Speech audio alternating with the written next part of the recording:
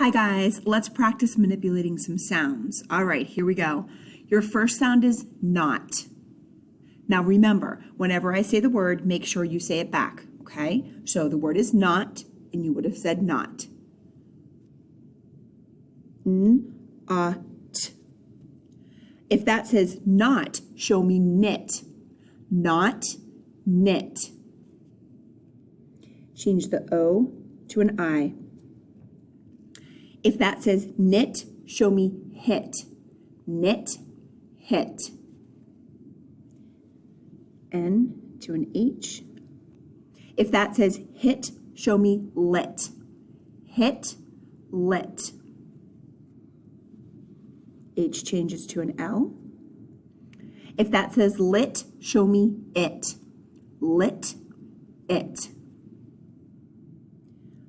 So just remember, if you are struggling at all, you can tap the sounds individually. So like this, it, it. I know here that I did not make a sound with the new word, so I'm definitely getting rid of that L and having it.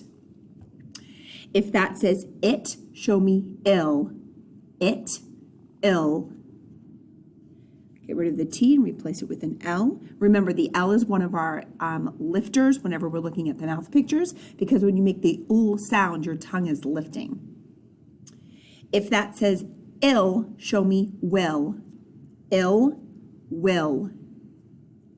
The old is ill, ul. The new is will, ul. Gonna add a W.